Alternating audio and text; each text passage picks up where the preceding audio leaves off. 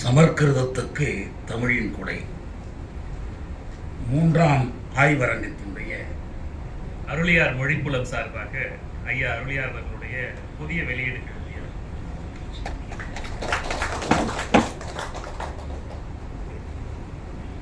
இந்த ஆய்வரங்கத்தினுடைய ஒருங்கிணைஞர் அன்பு தோழர் பொயிலன் அவர்களே, வரவேற்புரையாற்றிய தோழர் தமிழறிமா அவர்களே, அழகிய முகவுரை வழங்கிய தோழர் தெல்லியன் அவர்களே, ஆய்வு பொழிவு ஆற்ற இருக்கிற சொல்லாய்வறிஞர் பேராசிரியர் அருளியார் அவர்களே, இந்த நிகழ்விலே கலந்து கொண்டிருக்கிற அருமை தமிழ் நெஞ்சங்களே, பாவலரேறு தமிழ்க்களம் தமிழக மக்கள் முன்னணி அருளியார் மொழிப்புலம் சார்பில் நடைபெறுகிற இந்த ஆய்வரங்கத்தில் வாழ்த்துரை வழங்கும் வாய்ப்பிற்காக நன்றியை முதலிலே உரித்தாக்கிக் கொள்கிறேன்.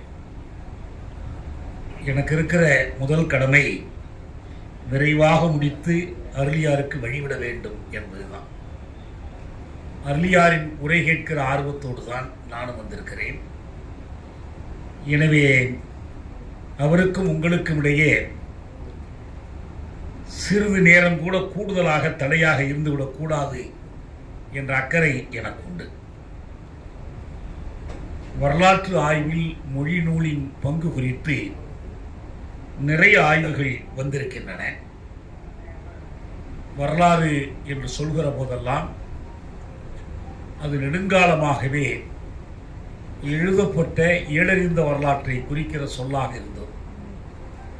ஆனால் ஒரு கட்டத்தில் ஏடறிந்த வரலாறு என்பது மனிதகுலத்தினுடைய வாழ்வில் மிக குறுகிய காலம்தான். ஆனால் ஏடறியாத வரலாறு என்பது லட்சக்கணக்கான ஆண்டுகளுக்கு நீண்டு கிடக்கிறது.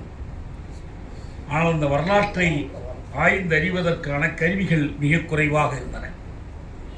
இலக்கியங்கள் வாயிலாக அந்த எழுதப்படாத வரலாறு ஓரளவுக்கு அறியப்பட்டது. எப்போதுமே கவிதைக்கு பொய்யழகு என்பது போல இலக்கியத்தில் மிகைப்பாடுகளும் குறைபாடுகளும் இருக்கவே செய்யும். எனவே அதனையே முழுமையாக நம்ப முடியுமா? சங்க இலக்கியத்தில் கூறியபடிதான் தொழில் தமிழர்களுடைய வாழ்வு இருந்ததா இல்லையா என்பதெல்லாம் கேள்விக்குள்ளாக்கப்பட்டது.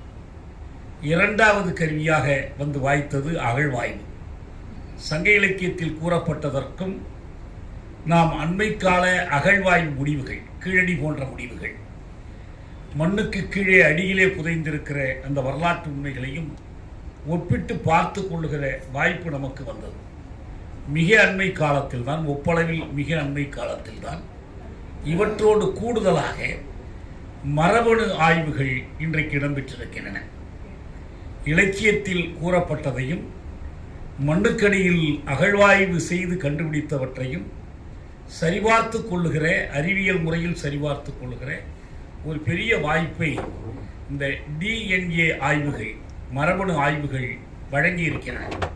இதை பயன்படுத்தி மிகச்சிறந்த ஆய்வுகளை நடத்தி வெறும் கருதுகோள்களாக இருந்த பல பார்வைகளை சான்றுகளோடு மெய்ப்பிக்கிற முயற்சிகள் அண்மை காலத்தில் நடைபெற்றிருக்கின்றன. டோனி ஜோசப் எழுதியிருக்கிற ஏர்லி இந்தியன்ஸ், ஆதி இந்தியர்கள் என்ற புத்தகம் இதிலே ஒரு ஊடுழைப்பையே நிகழ்த்தியிருக்கிறார். அவர் எழுதி ஆரிய புலப்பெயர்வு பற்றிய கருத்தை எப்படி இந்த மரபணு ஆய்வுகள் மெய்ப்பிக்கின்றன என்ற ஒரு கட்டுரை இந்து ஏட்டில் 3 பகுதிகளாக வந்தது. ஆரியர் வருகை என்ற ஒன்று உண்டா, ஆரியர் படையெடுப்பு நிகழ்ந்ததா, அதற்கு சான்று உண்டா என்ற கேள்விக்கெல்லாம் விடையளிக்கிற விதத்தில் அந்த கட்டுரை அமைந்தது. பிற்காலத்தில் அண்மையில் சில மாதங்களுக்கு முன்னதாக இந்துவினுடைய ஞாயிறு சிறப்புதழில் சாதிகளின் மூல தோற்றம் பற்றி அவர் ஒரு கட்டுரை எழுதியிருந்தார். எப்படி ஆரியவர்த்தமாக அறியப்படுகிற அந்த நிலப்பகுதியில் சாதி தோற்றம் எடுத்தது, அதற்கு அடிப்படையான பொருண்மிய காரணிகள், சமூக பொருண்மிய காரணிகள் என்ன என்பதை அவர் சான்றுகளோடு விளக்கியிருந்தார். அவர் ஒரு செய்தியை மிக அழகாக சொன்னார். சக்கரத்தை நான் கண்டுபிடிக்கவில்லை, ஆனால் சக்கரத்தை பல பேர் கண்டுபிடித்தார்கள். அந்த சக்கரத்தை இயக்குகிற வேலையைத்தான் நான் செய்கிறேன் என்று அவர் சொல்லியிருந்தார்.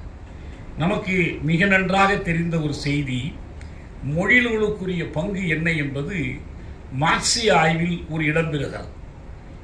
1847 ஆண்டு மார்க்சும் எங்கெல்ஸும் பொதுமை அறிக்கை கம்யூனிஸ்ட் மேனிஃபெஸ்டோ என்ற, நான் அடிக்கடி சொல்வது போல, முதலாளிய பெருமளை உடைக்கிற சிற்றுளியான அந்த சிற்றிலக்கியத்தை படைத்தார்கள்.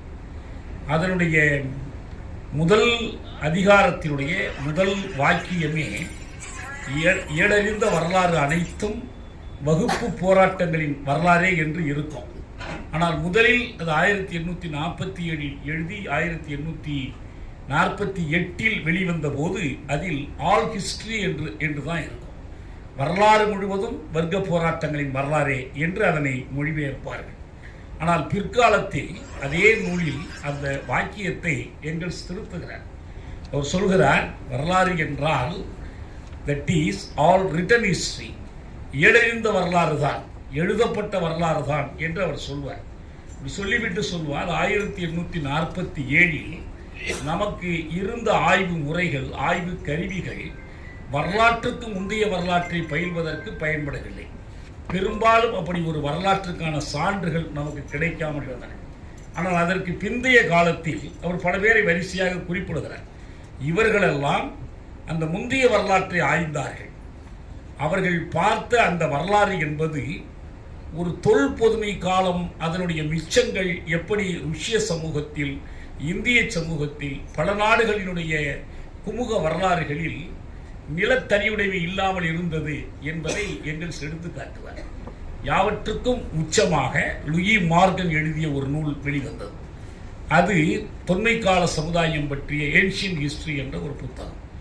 அந்த புத்தகம்தான் இந்த வகையில், லூயி மார்கனுடைய அந்த புத்தகம்தான் அமெரிக்க கண்டத்தில் செவ்விந்தியர்களிடையே ஆய்வு செய்து அவர்கள் நடுவில் எப்படி ஒரு சமூக அமைப்பு இருந்தது, ஏடறிந்த வரலாற்றுக்கு முந்தைய காலத்தில் சான்றுகள் அற்றுப்போன அந்த வரலாற்றுக்கு நேரடியாக வாழ்க்கை சான்றுகளை லூயி மார்கன் கொடுத்தார். அந்த அடிப்படையில் தான் ஃப்ரெட்ரிக் எங்கெல்ஸ் எழுதிய அந்த புகழ்மிக்க நூல் origin of family, private property and state, குடும்பம், தனிச்சொத்து, அரசு ஆகியவற்றின் தோற்றம் என்ற அந்த நூல் எழுதப்பட்டது. இந்த நூலை நம்ம ஆய்ந்து பார்த்தால் அது ஒரு ஆந்த்ரோபாலஜிக்கல் ஸ்டடி என்று சொல்வார்கள். மாந்தரியல் ஆய்வு மட்டுமல்ல, அது ஒரு மாந்தரியல் மொழியியலை ஆராய்ந்தது. மொழி நூல் என்பது சயின்ஸ் ஆஃப் லாங்குவேஜ் என்று சொல்வது வெறும் மொழி தொடர்பானது மட்டுமல்ல, சொற்களின் வேர் மூலங்களை கண்டறிவது மட்டுமல்ல, அந்த சொற்களுக்குள் மறைந்திருக்கிற வரலாற்றை வெளிக்கொண்டு வருவதாகும். இந்த சொற்கள் பிறப்பது மனித வாழ்க்கையில் இருந்து. எனவே மனித வாழ்க்கை முறைகள் எப்படி மொழியில் எதிரொலிக்கின்றன. ஃப்ரெட்ரிக் எங்கெல்ஸ் மார்க்சினுடைய மூலமுதலுக்கு எழுதிய முன்னுரையில் வெவ்வேறு மொழி குடும்பங்களில் இந்த சொற்கள் எப்படி புழங்குகின்றன என்ற வேறுபாட்டை காட்டுவார். மதிப்பு என்ற ஒரு சொல்லை எடுத்துக்கொண்டு ஆங்கிலத்தில் இது எப்படி வேல்யூ என்று இருக்கிறது, பிரெஞ்சில் எப்படி வெர்த் என்று இருக்கிறது, இந்த பல்வேறு சொற்களை மொழி குடும்பங்களுக்கு ஏற்ப இந்த சொற்கள் மாறுபடுவதற்கும் அந்தந்த குமுகத்திலும் இந்த கருத்துக்கள் வளர்ந்து வந்த விதத்திற்கும் இருக்கிற உறவை அவர் எடுத்து காட்டுவார். அவர் மொழி நூலிலும் வல்லவராக இருந்ததால் தான் இந்த மாந்தரியல் ஆய்வை அந்த மொழி அறிவோடு இணைத்து அவரால் தர முடிந்தது. அந்த முறையில் தான் ஒரு இடறியாத வரலாற்று காலத்தை பற்றிய அறிவு நமக்கு படைக்கப்பட்டது. தமிழை பொறுத்தவரைக்கும் இதற்கெல்லாம் தொடக்கம் ராபர்ட் கால்டுவெல் அவர்கள் தான். மிக தெளிவாக கால்டுவெலுடைய பங்கை நமக்கு சுட்டி காட்டியவர் தேவனைய பாவாணர். அவர் எழுதுவார், தமிழ் தனித்தியங்க வல்லது என்பதை முதலாக உலகிற்கு அறிவித்தவர் கால்டுவெல் பெருமகனார். அவர் இல்லை என்றால் இந்த அதுவரைக்கும் மிகப்பெரிய தமிழ் அறிஞர்கள், தமிழ் ஆய்வறிஞர்கள், அவர்கள் எல்லோரும் நம்பிக்கொண்டிருந்தார்கள் சமஸ்கிருதம் தான் அடிப்படை, சமஸ்கிருதத்தின் தொடர்ச்சியாகத்தான் தமிழ் பிறந்தது. பாணினியினுடைய இலக்கியத்திலிருந்துதான் தொல்காப்பியமே வந்தது. கல்கத்தாவில் ஒரு மொழி ஆய்வு சங்கம் ஒன்று இருந்தது. அந்த சங்கம் இதனை அதிகாரபூர்வமாக அறிவித்துக் கொண்டிருந்தது. கால்டுவெலுக்கு முன்னதாக எல்லீஸ் அந்த துறையிலே சில ஆய்வுகள் செய்தார். அவர் நான் மறைந்ததற்கு பிறகு அவர் 40 வயது வரைக்கும் எழுதியவற்றை வெளியிடாமலே வைத்திருந்தார். நமக்கு இங்கே தெரியும், எல்லீஸ் சாலை இருக்கிறது, மதுரையில் எல்லீஸ் நகர் இருக்கிறது, எல்லீஸ் புறம் இருக்கிறது. ஆனால் அவர் ஒரு 40 வயது தான் வாழ்ந்தார். அவர் தமிழிலும் தெலுங்கிலும் ஆய்வுகள் செய்தார்.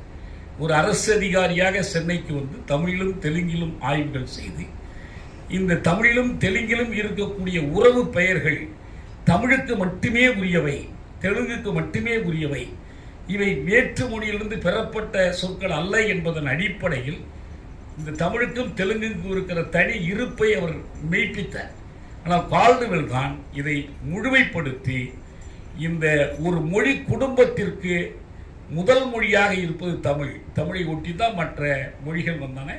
இவை செப்பமுற்ற திராவிட மொழிகள், செப்பமுறாத திராவிட மொழிகள் என்று வெவ்வேறாக அவர் பிரித்தெல்லாம் காட்டினார். நமக்கு இது விரிவாக பேசுவதற்கு இன்றைக்கு நமக்கு நேரமில்லை. ஆனால் கால்டுவெல்லினுடைய மிகப்பெரிய சிறப்பாக நான் எதை பார்க்கிறேன் என்றால், அவர் மொழிநூல் அறிஞராக மட்டும் இருந்துவிடவில்லை.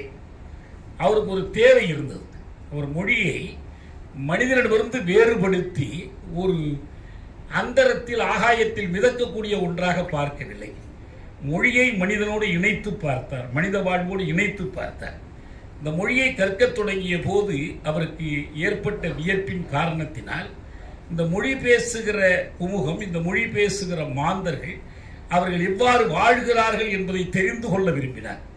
அதற்காக அவர் மேற்கொண்ட முயற்சி தமிழ்நாடு முழுவதும் நடைப்பயணமாக சென்றார். தஞ்சாவூரிலே போய் பெரிய கோயிலை பார்த்துவிட்டு வியந்து போய் எழுதினார். மதுரை கோயிலை பார்த்துவிட்டு போய் வியந்து எழுதினார். இவ்வளவுக்கும் அவர் சமயம் பரப்புவதற்காக அனுப்பி வைக்கப்பட்டவர் தான். அங்கு அவருக்கு அவர் வாழ்ந்த ஊர் ஸ்காட்லாந்து பகுதியிலே ஷெஃபர்ட் யார்ட், இங்கு திருநெல்வேலியிலே வந்து அவர் அமைத்து கொண்ட ஒரு கிராமம், அவர் வாழ்ந்த ஊர் இடையர்குடி என்று நினைக்கிறேன். நான் அதை பார்க்க ஆசைப்பட்டு நேரில் போய் பார்த்தேன்.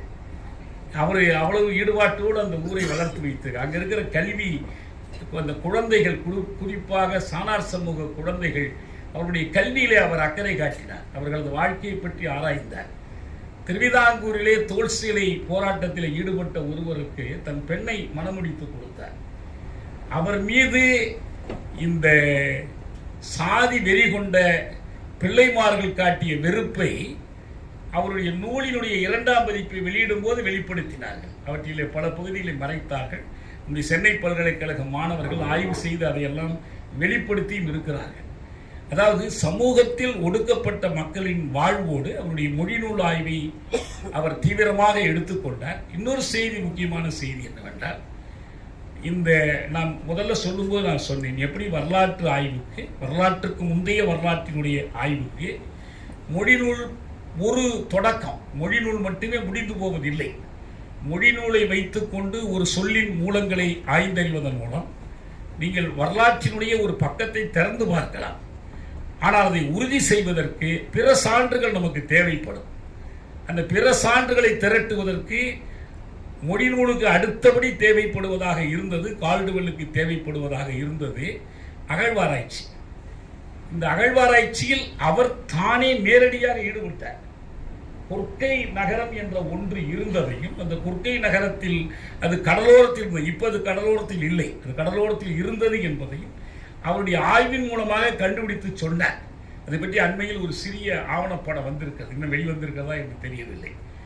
அவ்வளவு ஆர்வத்தோடு இந்த மக்களுடைய வாழ்வோடு கலந்து வாழ்ந்தார். ஒரு குளிர் நாட்டிலே வாழ்ந்தவர்.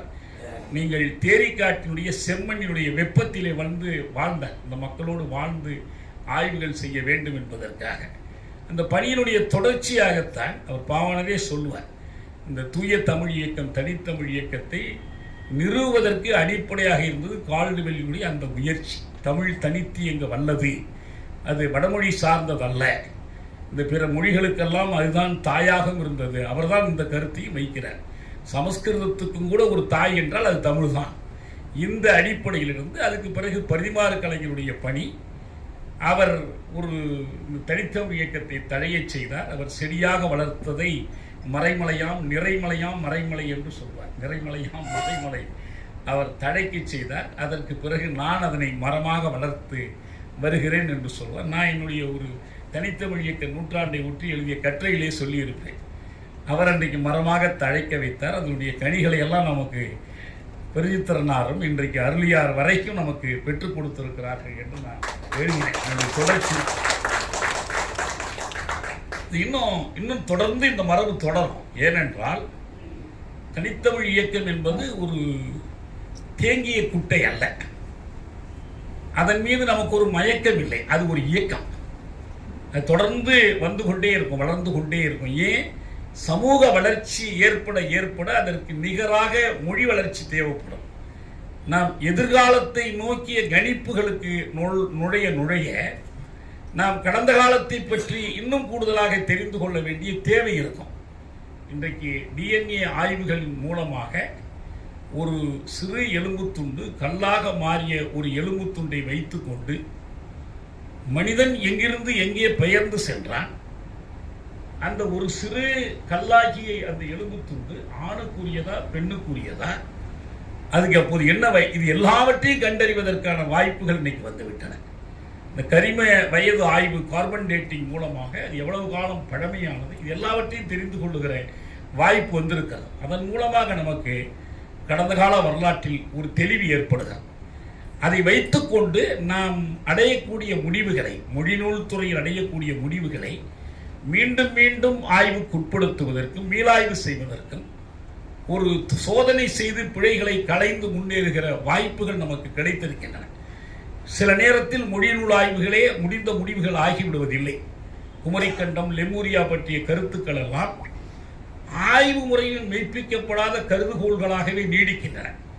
இவை ஆய்வு முறையில் மெய்ப்பிக்கப்பட்டதாக ஆய்வுலகம் இன்று வரை ஏற்றுக்கொள்ளவில்லை.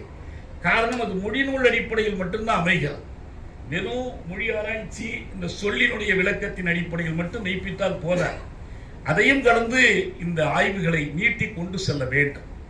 அருளியாருடைய இந்த முயற்சி என்பது இந்த வகையில் தமிழுக்கு உதவுவது என்பதை காட்டிலும் தமிழ் சமூகத்திற்கு, ஒடுக்குண்ட தமிழ் குமுகத்திற்கு, அதனுடைய விடுதலைக்கு செய்யப்படுகிற ஒரு பணி, ஒரு மனிதகுல முன்னேற்றத்திற்கான விடுதலைக்கான ஒரு பணி. இந்த பணியில் அவர்கள் தொடர்ந்து ஈடுபட வேண்டும். உடனுக்குடன் பலன் தரக்கூடியது என்றால் கீரையை விதைத்துவிட்டு போகலாம். நெடுங்கால பணம் தர வேண்டும் என்றால் பனையை விதைக்க வேண்டும். அவர் விதைத்துக் கொண்டிருப்பது பனை. உயர்ந்து வானை தொட்டு நிற்கும், அடுத்தடுத்த தலைமுறைகளுக்கும் பயன் தரும். இது குறித்தெல்லாம் நாம் அவருடைய அந்த உரைகள் அனைத்தையும் கேட்க வேண்டும். நம்முடைய இளைஞர்களை கேட்குமாறு செய்ய வேண்டும். அவர்களுக்கு ஒரு தெளிவை தர வேண்டும். அறிவியல் கண்ணோட்டத்தை வளர்த்தெடுப்பதற்கு அது பயன்படும். அந்த முறையில் எனக்கு வழங்கப்பட்ட இந்த வாய்ப்புக்காக நன்றி, வணக்கம்.